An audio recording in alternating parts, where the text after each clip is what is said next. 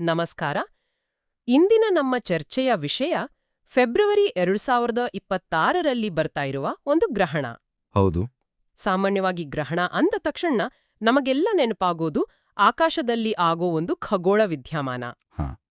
ಆದ್ರೆ ಇವತ್ತು ನಮ್ಮ ಕೈಲಿರೋ ಆಧಾರಗಳು ಇದನ್ನ ಅಂದ್ರೆ ಸಂಪೂರ್ಣ ಬೇರೆ ದೃಷ್ಟಿಕೋನದಲ್ಲೇ ನೋಡ್ತಿವೆ. ಹೌದು, ಖಂಡಿತ. ಇದರ ಪ್ರಕಾರ ಆ ದಿನ ಕೇವಲ ಆಕಾಶದಲ್ಲಿ ಒಂದು ಘಟನೆ ನಡೆಯೋದಲ್ಲ, ಬದಲಾಗಿ ಮೇಷ ರಾಶಿಯಲ್ಲಿ ಜನಿಸಿದವರ ಜೀವನದಲ್ಲಿ ಒಂದು ದೊಡ್ಡ ಕರ್ಮದ ಲೆಕ್ಕಾಚಾರ ಶುರುವಾಗುವ ದಿನವಂತೆ. ಹಾಗಾಗಿ ನಮ್ಮ ಇವತ್ತಿನ ಚರ್ಚೆಯ ಉದ್ದೇಶ ಈ ನಂಬಿಕೆಯನ್ನ ಅರ್ಥ ಮಾಡ್ಕೊಳ್ಳೋದು, ಅದರಲ್ಲಿರೋ ಎಚ್ಚರಿಕೆಗಳನ್ನ ವಿಶ್ಲೇಷಿಸೋದು ಮತ್ತು ಅದರಲ್ಲಿ ಅಡಗಿರುವ ಆಳವಾದ ಸಲಹೆಗಳನ್ನ ಹೊರತೆಗೆಯೋದು. ಹೌದು, ಕರ್ಮದ ಲೆಕ್ಕಾಚಾರ ಅನ್ನೋ ಮಾತು ಅದು ಕೇಳೋದಕ್ಕೆ ಸ್ವಲ್ಪ ಭಯ ಹುಟ್ಟಿಸ್ಬೋದು. ಹೌದು. ಈ ಆಧಾರದಲ್ಲಿ ಗ್ರಹಣವನ್ನ ಜೀವನದ ಒಂದು ಪ್ರಮುಖ ತಿರುವು ಅಥವಾ ಟರ್ನಿಂಗ್ ಪಾಯಿಂಟ್ ಅಂತಾನೂ ಹೇಳಿದ್ದಾರೆ. ಓ, ಹಾಗಾ? ಹಾಗಿದ್ರೆ ಇದರ ನಿಜವಾದ ಅರ್ಥವೇನು? ಇದು ಕೇವಲ ಒಂದು ಜ್ಯೋತಿಷ್ಯದ ಎಚ್ಚರಿಕೆನಾ, ಅಥವಾ ಇದರ ಹಿಂದೆ ಜೀವನವನ್ನ ಎದುರಿಸೋ ಬಗ್ಗೆ ಏನಾದರೂ ದೊಡ್ಡ ಪಾಠ ಇದೆಯಾ? ಬನ್ನಿ ಈ ವಿಷಯದ ಆಳಕ್ಕೆ ಇಳಿದು ನೋಡೋಣ. ಗ್ರಹಣ ಅಂದ್ರೆ ಸೂರ್ಯ ಅಥವಾ ಚಂದ್ರ ಒಂದು ಕ್ಷಣ ಮರೆಯಾಗೋದು. ಹೌದು. ಆದ್ರೆ ಈ ಆಧಾರದ ಪ್ರಕಾರ ಆ ಸಮಯದಲ್ಲಿ ನಮ್ಮ ಪ್ರಜ್ಞೆಯ ಮೇಲೂ ಒಂದು ತರ ಕತ್ಲು ಕವಿದು ನಾವು ಮರೆತು ಹೋಗಿದ್ದ ಹಳೇ ಕರ್ಮದ ಖಾತೆಗಳೆಲ್ಲ ಮತ್ತೆ ಓಪನ್ ಆಗುತ್ತವಂತೆ. ಇದು ಆಕ್ಚುಲಿ ತುಂಬಾ ಆಸಕ್ತಿಕರವಾಗಿದೆ. ಹೌದು. ಅಂದ್ರೆ ಇದು ಆಕಾಶದ ವಿದ್ಯಮಾನಕ್ಕಿಂತ ಹೆಚ್ಚಾಗಿ ನಮ್ಮೊಳಗಿನ ವಿದ್ಯಮಾನ ಅಂತ ಈ ಮೂಲ ಪ್ರತಿಪಾದಿಸುತ್ತೆ. ಕರೆಕ್ಟ್. ಇಲ್ಲಿ ರಾಹು ಕೇತುಗಣ ಕರ್ಮಚಕ್ರದ ಬಗ್ಗೆ ಹೇಳಿದ್ದಾರೆ. ಈ ನಂಬಿಕೆಯ ಪ್ರಕಾರ ರಾಹುಕೇತುಗಳು ನಮ್ಮ ಹಿಂದಿನ ಜನ್ಮದ ಮತ್ತೆ ಈ ಜನ್ಮದ ಪಾಪಪುಣ್ಯಗಳ ಲೆಕ್ಕ ಇಡೋ ಗ್ರಹಗಳು. ಗ್ರಹಣದ ಸಮಯದಲ್ಲಿ ಇವುಗಳ ಪ್ರಭಾವ ಜಾಸ್ತಿಯಾಗಿ ನಾವು ಹಿಂದೆ ಮಾಡಿದ ತಪ್ಪುಗಳು, ನಾವು ನೋಯಿಸಿದ ಜೀವಿಗಳು ಎಲ್ಲವೂ ಒಂದಲ್ಲ ಒಂದು ರೂಪದಲ್ಲಿ ನಮ್ಮ ಮುಂದೆ ಬಂದು ನಿಲ್ಲುತ್ತೆ. ಅಯ್ಯೋ. ಅದಕ್ಕಾಗಿಯೇ ಇದನ್ನ ಕರ್ಮಫಲವನ್ನು ಅನುಭವಿಸುವ ಸಮಯ ಅಂತ ಈ ಬರಹದಲ್ಲಿ ಒತ್ತಿ ಹೇಳಿದ್ದಾರೆ. ಆದರೆ ಇದು ಕೇವಲ ಶಿಕ್ಷೆಯಲ್ಲ, ನಮ್ಮ ಹಳೆಯ ಲೆಕ್ಕಗಳನ್ನ ಚುಕ್ತಾ ಮಾಡಿ ಹೊಸದಾಗಿ ಶುರು ಮಾಡೋಕೆ ಇದೊಂದು ಅವಕಾಶ ಕೂಡ. ವಾವ್, ಇದೊಂದ್ ರೀತಿ ಕಾಸ್ಮಿಕ್ ಆಡಿಟ್ ತರಹ ಆಯ್ತು. ಹೌದು ಹೌದು. ಅಂದಾಗೆ ಇಷ್ಟೆಲ್ಲ ರಾಶಿಗಳಿರುವಾಗ ಈ ಗ್ರಹಣದ ಪ್ರಭಾವ ಕೇವಲ ಮೇಷರಾಶಿಯವರ ಮೇಲೆ ಯಾಕೆ ಇಷ್ಟು ತೀವ್ರವಾಗಿರುತ್ತೆ? ಇದರ ಬಗ್ಗೆ ಏನಾದರೂ ಹೇಳಿದ್ಯಾ ಈ ಮೂಲ? ಖಂಡಿತ. ಇಲ್ಲೊಂದು ಕುತೂಹಲಕಾರಿ ತರ್ಕ ಇದೆ. ಮೇಷರಾಶಿಯನ್ನ ಅಗ್ನಿ ತತ್ವದ ರಾಶಿ ಅಂತ ಪರಿಗಣಿಸಲಾಗುತ್ತೆ. ಹೌದು. ಅಂದ್ರೆ ಬೆಂಕಿಯ ಗುಣಗಳನ್ನ ಹೊಂದಿರೋ ರಾಶಿ. ಶಕ್ತಿ, ಧೈರ್ಯ, ಕೋಪ, ಆತುರ ಎಲ್ಲವೂ ಇದರ ಭಾಗ. ಸರಿ. ಈ ಫೆಬ್ರವರಿ ಗ್ರಹಣದ ಪ್ರಭಾವ ಇದೆಯಲ್ಲ, ಅದೂ ಕೂಡ ಅಗ್ನಿಯ ಸ್ವರೂಪದ್ದೇ ಆಗಿರುತ್ತದಂತೆ. ಓ, ಹಾಗಿದ್ರೆ ಎರಡೂ ಸೇರಿದ ಹಾಗೆ ಆಯ್ತು. ಎಕ್ಸಾಕ್ಟ್ಲಿ. ಹಾಗಾಗಿ ಈ ಆಧಾರ ಒಂದು ಸಮೀಕರಣವನ್ನೇ ನಮ್ಮ ಮುಂದಿಡುತ್ತೆ. ಗ್ರಹಣದ ಅಗ್ನಿ ಪ್ಲಸ್ ಮೇಷರಾಶಿಯ ಅಗ್ನಿ ಈಕ್ವಲ್ಸ್ ಒಂದು ದೊಡ್ಡ ಭಾವನಾತ್ಮಕ ಸ್ಫೋಟದ ಸಾಧ್ಯತೆ. ಸ್ಫೋಟ. ಇಲ್ಲಿ ಸ್ಫೋಟ ಅಂದ್ರೆ ಬಾಂಬ್ ಅಲ್ಲ, ಬದಲಾಗಿ ನಮ್ಮ ಮನಸ್ಸಿನೊಳಗೆ ಆಗುವ ಸಂಘರ್ಷ. ಇದೊಂದು ಅದ್ಭುತ ರೂಪಕ. ಭಾವನಾತ್ಮಕ ಸ್ಫೋಟ ಅಂದ್ರೆ ದೈನಂದಿನ ಜೀವನದಲ್ಲಿ ಅದು ಹೇಗೆ ಕಾಣಿಸ್ಕೊಳ್ಬಹುದು? ಮೇಷರಾಶಿಯವರು ಯಾವ ರೀತಿ ಪರಿಣಾಮಗಳನ್ನ ನಿರೀಕ್ಷಿಸಬಹುದು? ಮೂಲದ ಪ್ರಕಾರ ಮೊದಲನೇದಾಗಿ ಕೋಪದ ಪ್ರಮಾಣ ವಿಪರೀತ ಜಾಸ್ತಿಯಾಗಬಹುದು. ಸಣ್ಣ ಸಣ್ಣ ವಿಷಯಕ್ಕೂ ಸಿಟ್ಟು ಬರೋದು, ನಾನು ಹೇಳಿದ್ದೇ ಸರಿ ಅನ್ನೋ ಹಠ, ಸ್ವಪ್ರತಿಷ್ಠೆ ಹೆಚ್ಚಾಗೋದು ಮತ್ತೆ ಬೇರೆಯವರ ಸಲಹೆಗಳನ್ನ ಕೇಳಿಸ್ಕೊಡೋ ತಾಳ್ಮೆ ಸಂಪೂರ್ಣವಾಗಿ ಕಡಿಮೆ ಆಗಬಹುದು. ಓ, ಇದಕ್ಕಿಂತ ಮುಖ್ಯವಾಗಿ ಮನಸ್ಸಿನ ಆಳದಲ್ಲಿ ಹೂತು ಹಾಕಿದ್ದ ಹಳೆ ನೋವುಗಳು, ಅವಮಾನಗಳು, ಅಂದ್ರೆ ಏನ್ ಹೇಳ್ತಾರೆ, ಅಂತರ್ಗತ ಕ್ರೋಧ ಅಥವಾ ಇನ್ನರ್ ಆಂಗರ್, ಅದು ಜ್ವಾಲಾಮುಖಿ ತರ ಹೊರಬರಬಹುದು ಅನ್ನಲಾಗಿದೆ. ಹಾಗಿದ್ರೆ ಇದು ಬಹಳ ಸೂಕ್ಷ್ಮವಾದ ಸಮಯ ಅಂತಾಯ್ತು. ಯಾಕೆಂದ್ರೆ ಇಂತಹ ಮಾನಸಿಕ ಸ್ಥಿತಿಯಲ್ಲಿ ನಾವು ತಗೊಳ್ಳೋ ನಿರ್ಧಾರಗಳು ಸಾಮಾನ್ಯವಾಗಿ ತಪ್ಪಾಗಿರ್ತವೆ. ಖಂಡಿತ. ಈ ಬಗ್ಗೆ ಆಧಾರದಲ್ಲಿ ಏನಾದರೂ ನಿರ್ದಿಷ್ಟ ಎಚ್ಚರಿಕೆಗಳಿವೆಯಾ? ಖಂಡಿತವಾಗಿಯೂ. ಇದೇ ಕಾರಣಕ್ಕೆ ಈ ಮೂಲ ಒಂದು ಗಂಭೀರ ಎಚ್ಚರಿಕೆಯನ್ನ ನೀಡುತ್ತೆ. ಈ ಭಾವನಾತ್ಮಕ ಒತ್ತಡದಲ್ಲಿ ಆತುರಪಟ್ಟು ಸಂಬಂಧಗಳನ್ನ ಮುರಿದುಕೊಳ್ಳೋದು, ಕೆಲ್ಸಕ್ಕೆ ರಾಜೀನಾಮೆ ಕೊಡೋದು ಅಥವಾ ಕಠಿಣ ಮಾತುಗಳಿಂದ ಬೇರೆಯವರನ್ನ ನೋಯಿಸೋದು, ಇದನ್ನೆಲ್ಲ ಮಾಡ್ಲೇಬಾರ್ದು. ಯಾಕೆ ಅಂದ್ರೆ ಗ್ರಹಣದ ಪ್ರಭಾವ ಕಡಿಮೆ ಆದ್ಮೇಲೆ ಅಯ್ಯೋ ಯಾಕಾದ್ರೂ ಹಾಗ್ ಮಾಡ್ದೆ ಅಂತ ಪಶ್ಚಾತ್ತಾಪ ಪಡೋ ಸಾಧ್ಯತೆ 100% ಇರುತ್ತೆ ಅಂತ ಸ್ಪಷ್ಟವಾಗಿ ಹೇಳಿದ್ದಾರೆ. ಮನಸ್ಸಿನಲ್ಲಿ ಇಷ್ಟೊಂದು ಅಲ್ಲೋಲ ಕಲ್ಲೋಲವಾದ್ರೆ ಅದು ಕೇವಲ ನಮ್ಮ ಭಾವನೆಗಳಿಗೆ ಸೀಮಿತವಾಗಿರೋಕೆ ಸಾಧ್ಯ ಇಲ್ಲ ಅಲ್ವಾ? ಅದು ನಮ್ಮ ಕೆಲಸ, ಹಣಕಾಸು, ಎಲ್ಲದರ ಮೇಲೂ ಪರಿಣಾಮ ಬೀರ್ಬೇಕಲ್ಲ? ಅತ್ಯುತ್ತಮ ಪ್ರಶ್ನೆ. ಹೌದು, ಈ ಮೂಲ ಆ ಸಂಪರ್ಕಗಳನ್ನು ಸ್ಪಷ್ಟವಾಗಿ ವಿವರಿಸುತ್ತೆ. ವೃತ್ತಿ ಜೀವನದಲ್ಲಿ, ಕೆಲಸದ ಜಾಗದಲ್ಲಿ ಅನಗತ್ಯ ಒತ್ತಡ, ಓಕೆ. ಮೇಲಧಿಕಾರಿಗಳೊಂದಿಗೆ ಸಣ್ಣ ವಿಷಯಕ್ಕೂ ಮನಸ್ತಾಪ, ಮತ್ತು ಬರಬೇಕಾಗಿದ್ದ ಬಡ್ತಿ ಅಥವಾ ಸಂಬಳ ಹೆಚ್ಚಳದಂತಹ ವಿಷಯಗಳು ಕೊನೇ ಕ್ಷಣದಲ್ಲಿ ಮುಂದಕ್ಕೆ ಹೋಗೋ ಸಾಧ್ಯತೆಗಳಿರುತ್ತೆ. ಒಂದು ನಿಮಿಷ. ಆಕಾಶದಲ್ಲಿ ನಡೆಯೋ ಒಂದು ಘಟನೆಗೂ ಆಫೀಸಲ್ಲಿ ಸಿಗ್ಬೇಕಾದ ಪ್ರಮೋಷನ್ಗೂ ನೇರ ಸಂಬಂಧ ಕಲ್ಪಿಸೋದು ಸ್ವಲ್ಪ ವಿಚಿತ್ರ ಅನ್ಸ್ಬಹುದು. ಇದ್ರ ಹಿಂದಿನ ತರ್ಕ ಏನು? ಇಲ್ಲಿದಾನ್ ಅಸ್ಲಿ ವಿಷಯ ಇರೋದು. ಈ ಮೂಲ ಇದನ್ನ ಕೆಟ್ಟ ದೃಷ್ಟಿ ಅಂತ ಹೇಳಲ್ಲ. ಓ. ಬದಲಾಗಿ ಗ್ರಹಣದ ಪ್ರಭಾವದಿಂದ ವ್ಯಕ್ತಿಯ ಮನಸ್ಸು ಸರಿಯಾಗಿರೋದಿಲ್ಲ. ಅವರ ಕೋಪ, ಆತುರದ ಮಾತುಗಳು ಮತ್ತು ನಿರ್ಧಾರಗಳಿಂದಾಗಿ ಅವರೇ ಸ್ವತಃ ಆ ಸಮಸ್ಯೆಗಳನ್ನು ಸೃಷ್ಟಿಸ್ಕೊಳ್ತಾರೆ. ಅಚ್ಚಾ, ಹಾಗೆ. ಉದಾಹರಣೆಗೆ, ಮೇಲಧಿಕಾರಿ ಹತ್ರ ತಾಳ್ಮೆಯಿಂದ ಮಾತಾಡಿದ್ರೆ ಆಗೋ ಕೆಲ್ಸ ಅಹಂಕಾರದಿಂದ ಮಾತಾಡಿ ಕೆಟ್ಟು ಹೋಗಬಹುದು. ಹೀಗೆ ಹೊರಗಿನ ಸಮಸ್ಯೆಗಳಿಗೆ ನಮ್ಮೊಳಗಿನ ಭಾವನಾತ್ಮಕ ಅಸಮತೋಲನವೇ ಕಾರಣ ಆಗತ್ತೆ.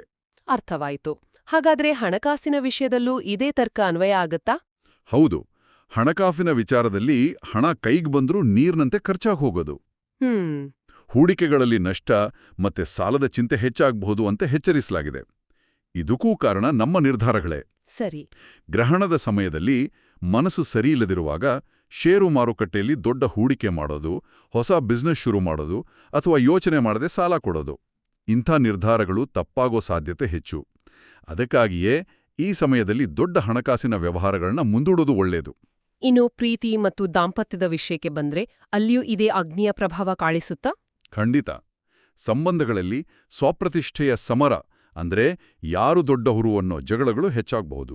ಓ, ಈಗೋ ವಾರ್. ಹೌದು. ಸಂಗಾತಿಗಳು ಒಬ್ರಿಗೊಬ್ರು ಮಾತಾಡದೆ ದೂರ ಇರೋದು ಅಂದ್ರೆ ಮೌನ ಮುನಿಸು ಶುರುವಾಗಬಹುದು. ಸಣ್ಣ ಪುಟ್ಟ ವಿಷಯಗಳೇ ದೊಡ್ಡದಾಗಿ ಸಂಬಂಧವನ್ನೇ ಮುರಿದುಕೊಳ್ಳೋ ಯೋಚನೆಗಳು ಕೂಡ ಬರಬಹುದು. ಹಾಗಿದ್ದರೆ ಈ ಸಮಯದಲ್ಲಿ ಸಂಬಂಧಗಳನ್ನು ಉಳಿಸಿಕೊಳ್ಳಲು ತಾಳ್ಮೆಯೇ ದೊಡ್ಡ ಮದ್ದು. ನಿಜ. ಇನ್ನು ಆರೋಗ್ಯದ ಬಗ್ಗೆ ಏನು ಹೇಳಲಾಗಿದೆ? ಈ ಅಗ್ನಿತತ್ವ ದೇಹದ ಮೇಲೂ ಪರಿಣಾಮ ಬೀರುತ್ತಾ? ಬೀರುತ್ತೆ. ಈ ಆಧಾರದ ಪ್ರಕಾರ ದೇಹದಲ್ಲಿ ಅಗ್ನಿತತ್ವ ಅಸಮತೋಲನಗೊಂಡಾಗ ತಲೆನೋವು, ಮೈಗ್ರೇನ್, ಕಣ್ಣುಗಳಲ್ಲಿ ಉರಿ, ನಿದ್ರಾಹೀನತೆ ಮತ್ತು ರಕ್ತದೊತ್ತಡದಂತಹ ಸಮಸ್ಯೆಗಳು ಹೆಚ್ಚಾಗಬಹುದು. ಇದನ್ನ ನಿಯಂತ್ರಣದಲ್ಲಿಡೋಕೆ ಖಾರ ಪದಾರ್ಥಗಳು, ಮಾಂಸಾಹಾರ, ಮದ್ಯಪಾನ ಮತ್ತೆ ಧೂಮಪಾನವನ್ನ ಕಡಿಮೆ ಮಾಡೋದು ಬಹಳ ಮುಖ್ಯ ಅಂತ ಸ್ಪಷ್ಟವಾಗಿ ಸೂಚಿಸಿದ್ದಾರೆ. ಇಷ್ಟೆಲ್ಲ ಸವಾಲುಗಳು, ಎಚ್ಚರಿಕೆಗಳನ್ನು ಕೇಳಿದ ಮೇಲೆ ಮೇಷರಾಶಿಯವರಿಗೆ ಸ್ವಲ್ಪ ಆತಂಕ ಆಗೋದು ಸಹಜ. ಆದರೆ ಈ ಆಧಾರ ಕೇವಲ ಸಮಸ್ಯೆಗಳನ್ನ ಹೇಯಿ ಸುಮ್ಮನಾಗಲ್ಲ. ಈ ಕಠಿಣ ಸಮಯವನ್ನ ದಾಟೋಕೆ ಒಂದು ಮಾರ್ಗಸೂಚಿಯನ್ನು ನೀಡುತ್ತೆ, ಅಲ್ವಾ? ಹೌದು. ಮತ್ತು ಇದು ಈ ವಿಶ್ಲೇಷಣೆಯ ಅತ್ಯಂತ ಪ್ರಮುಖ ಭಾಗ. ಈ ಆಧಾರವು ಕೆಲವು ನಿಯಮಗಳು ಮತ್ತು ಶಕ್ತಿಯುತ ಪರಿಹಾರಗಳನ್ನು ನೀಡುತ್ತೆ. ಮೊದಲನಿಗೆ, ಗ್ರಹಣದ ದಿನದಂದು ಮಾಡಬಾರದ ಕೆಲವು ಕೆಲಸಗಳಿವೆ. ಉದಾಹರಣೆಗೆ ಕೂದಲು ಅಥವಾ ಉಗುರುಗಳನ್ನು ಕತ್ತರಿಸೋದು, ನಕಾರಾತ್ಮಕವಾಗಿ ಮಾತಾಡೋದು, ಜಗಳವಾಡೋದು ಮತ್ತೆ ಯಾವುದೇ ಹೊಸ ಕೆಲಸವನ್ನು ಶುರು ಮಾಡೋದು. ಇಂಥ ನಿಯಮಗಳನ್ನ ಕೇಳಿದಾಗ ಕೆಲವರಿಗೆ ಇದು ಮೂಢನಂಬಿಕೆ ಅನಿಸಬಹುದು. ದಿನಕ್ಕೇನಾದ್ರೂ ಕಾರಣ ಕೊಟ್ಟಿದ್ದಾರಾ? ಹೌದು. ಇದು ಕೇವಲ ಭಯದಿಂದ ಪಾಲಿಸಬೇಕಾದ ಕಟ್ಟಳೆಗಳಲ್ಲ, ಬದಲಾಗಿ ಅನುಭವದಿಂದ ಬಂದಿರುವ ಜ್ಞಾನ ಅಂತ ಈ ಮೂಲ ಹೇಳುತ್ತೆ. ಓ.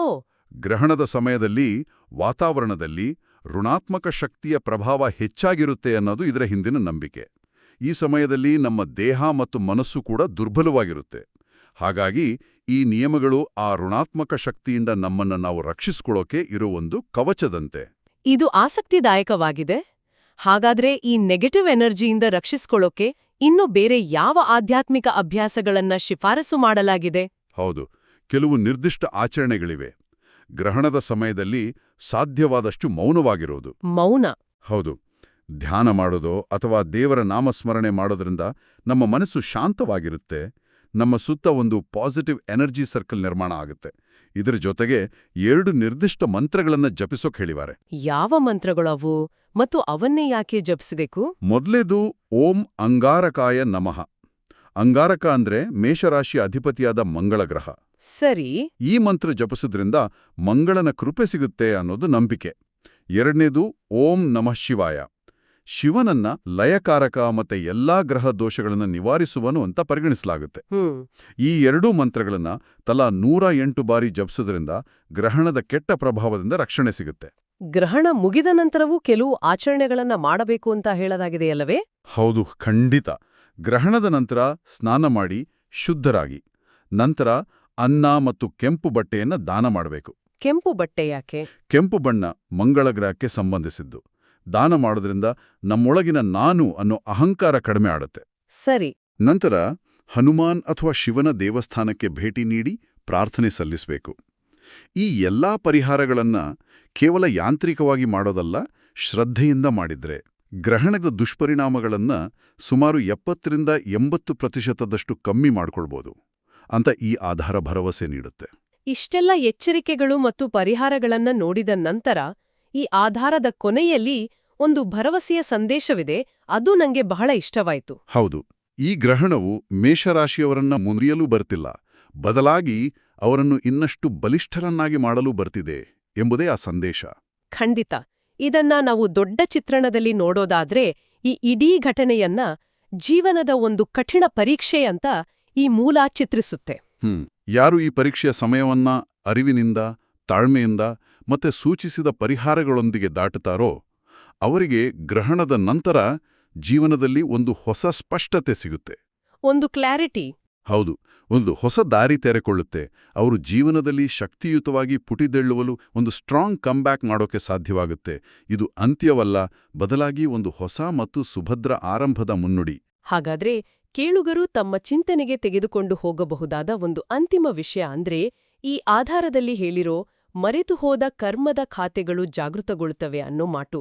ಇದು ಕೇವಲ ಈ ಗ್ರಹಣಕ್ಕೆ ಅಥವಾ ಜ್ಯೋತಿಷಕ್ಕೆ ಸೀಮಿತವಾದ ವಿಷಯದಂತೆ ನನಗೆ ಅನಿಸ್ತಿಲ್ಲ. ನೀವು ಹೇಳಿದ್ದು ಸರಿ.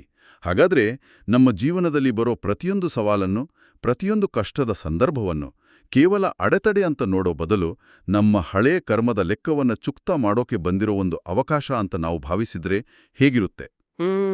ಅದೊಂದು ಒಳ್ಳೆ ಯೋಚನೆ. ಬಹುಶಃ ಅಂತಹ ಸಮಯಗಳೇ ನಮ್ಮ ಹಿಂದಿನ ಭಾರವನ್ನ ಇಳಿಸಿ ಭವಿಷ್ಯಕ್ಕೆ ಒಂದು ಶುದ್ಧ ಮತ್ತು ಸದೃಢವಾದ ಅಡಿಪಾಯವನ್ನ ಹಾಕೋಕೆ ನಮಗೆ ಸಹಾಯ ಮಾಡ್ತವೇನೋ. ಈ ಯೋಚನೆಯೊಂದಿಗೆ ಇಂದಿನ ಚರ್ಚೆಯನ್ನು ಮುಗಿಸೋಣ.